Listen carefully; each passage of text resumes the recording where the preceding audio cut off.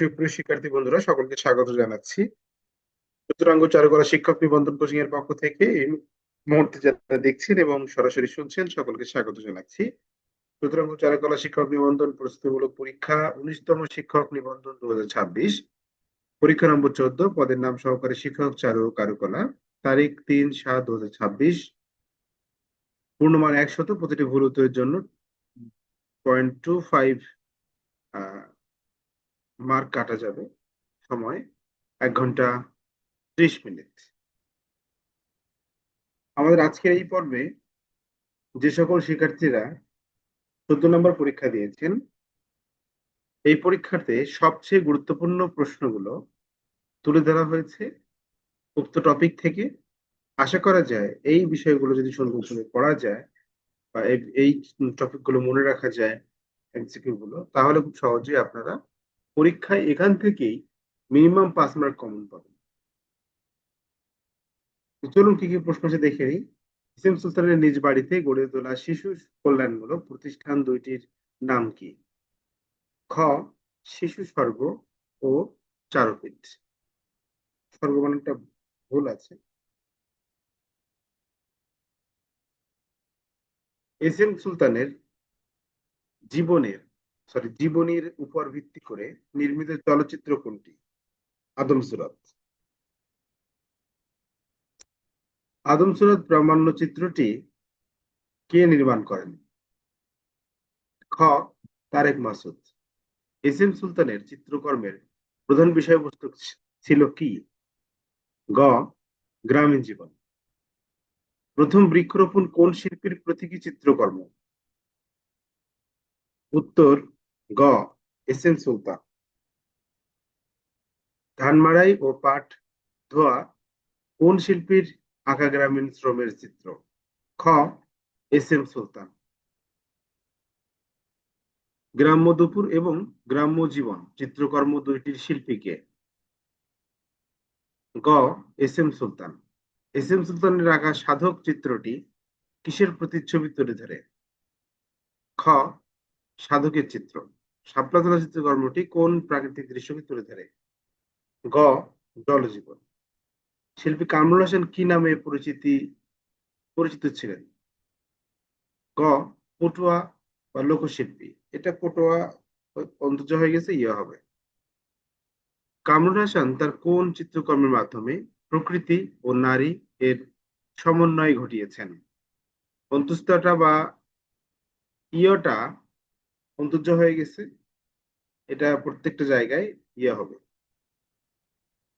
গ. নিসর্গ ও নারী। জলকে চল কোন শিল্পীর জনপ্রিয় কাজ? উত্তর কামরুল হাসান। কামরুল হাসানের আঁকা কোন চিত্রকর্মটি দৈত্যতাকে তুলে ধরে? উত্তর খ. দুই মুখ।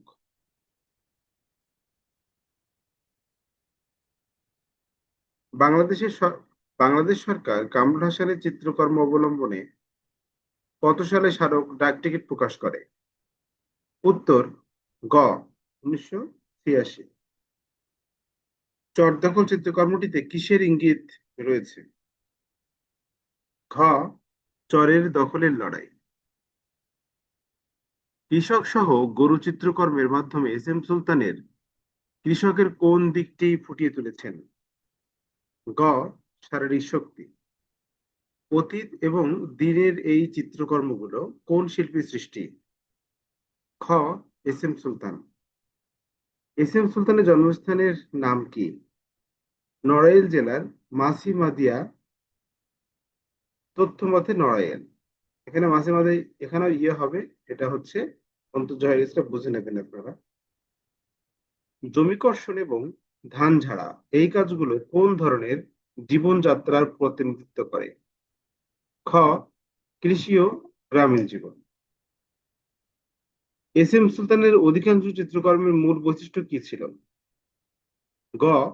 মানব বা কৃষক দেহের পেশিবহুল ও শক্তিশালী উপস্থাপক। কামরুল হাসান কত সালে জন্মগ্রহণ করেন? ক. 1921 সালে। কামরুল হাসান কোথায় জন্মগ্রহণ করেন? খ, কলকাতা, ভারত। কামরুল হাসান কোন সালে স্বাধীনতা দিবস পুরস্কার, ইন্ডিপেন্ডেন্স ডে অ্যাওয়ার্ড লাভ করেছিলেন বা করেন? গ, 1979। কামরুল হাসান কত সালে একুশে পদক লাভ করেন? উত্তর, 1983 সাল। এই জানোয়ারদের হত্যা করতে হবে, এই বিখ্যাত পোস্টারটি কোন আন্দোলনের সময় প্রকাশিত হয়? খ, মুক্তিযুদ্ধ।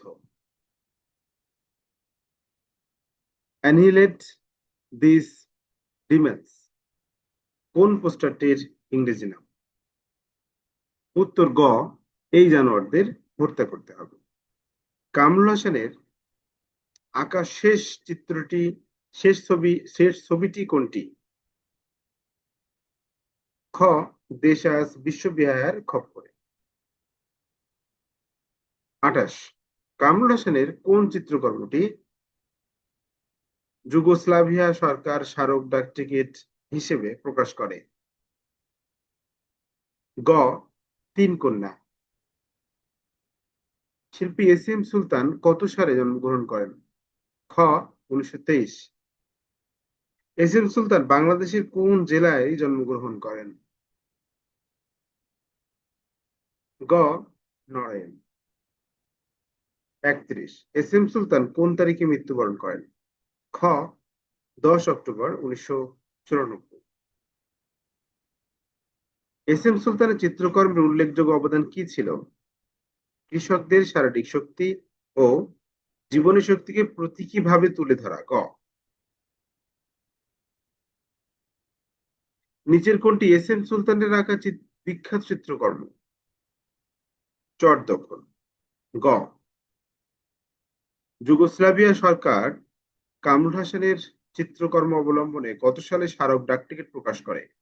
খ, 1985। বাংলাদেশের সরকার কামরুল হাসানের কোন চিত্রকর্ম অবলম্বনে স্মারক ডাক টিকিট প্রকাশ করে?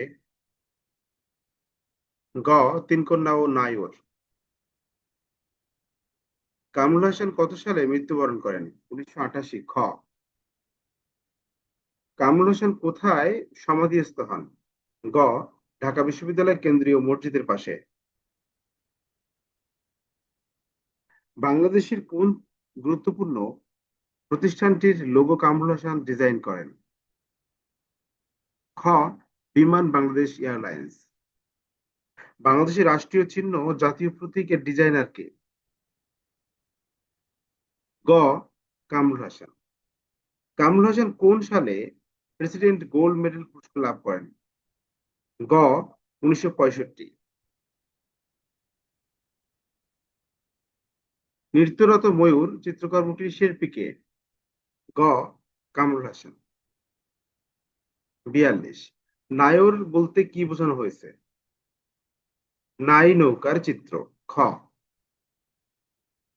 তিন কন্যা চিত্রকর্মটিতে কিসের চিত্র ফুটিয়ে তোলা হয়েছে?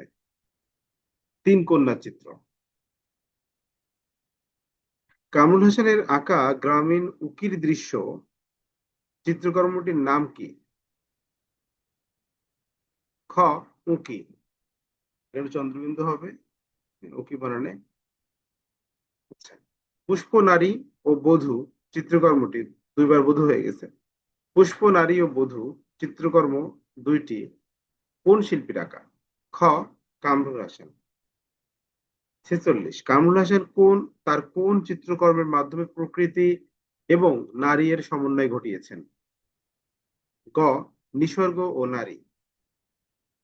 তখন কেন্দ্রীয় কচিকাঁচার মেলায় সক্রিয় সদস্য কে ছিলেন? শিল্পী হাশেম খান। ঢাকার কোথায় কচিকাঁচার মেলা বসে? খ, প্রেস ক্লাবের মাঠে।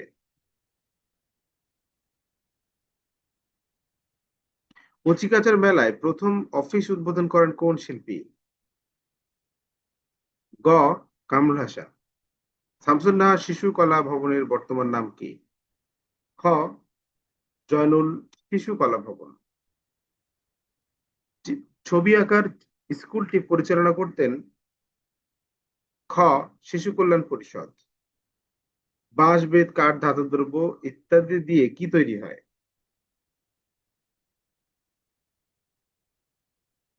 লোকশিল্প। গ্রামীণ সাধারণ মানুষের দৈনন্দিন ব্যবহারের সামগ্রীতে তাদের নিজস্ব ঐতিহ্য, সংস্কৃতি, বিশ্বাস আর নান্দনিক রুচির শৈল্পিক প্রতিফলন দেখা যায় কোন শিল্পে? ক, লোকশিল্পে। এরপরে যে প্রশ্নগুলো রয়েছে আমি একের পর এক এগুলো কম্পিউটার স্ক্রিনে দেখাচ্ছি, আপনারা এগুলো উত্তর দেখে আপনারা সুন্দর করে ঠিক করে কার কয়টি হয়েছে আপনারা দেখে সেটা হোয়াটসঅ্যাপে পাঠাবেন, তাহলে আমি মার্কটা প্রকাশ করব।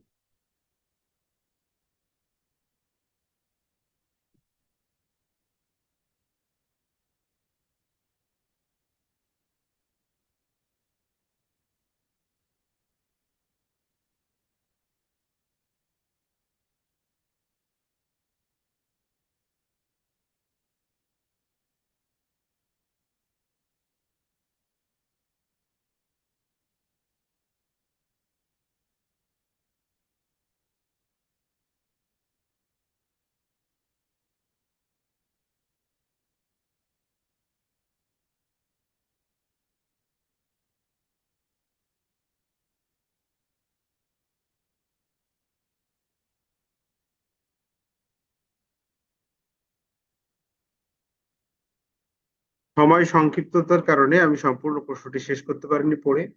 আপনারা ভিডিও স্ক্রিন স্টপ করে সুন্দর করে আপনারা দেখে নেবেন, নিয়ে কার কয়টি হয়েছে সেটা লিখে সরাসরি আমাদের শেষে 55 যে নাম্বারটি রয়েছে ওই নাম্বারে হোয়াটসঅ্যাপ করেছেন অনেকেই, ওখানে কার কয়টি হয়েছে লিখে আমাকে জানাবেন, তারপরে আমি আপনাদের রেজাল্টটা পাবলিশ করব।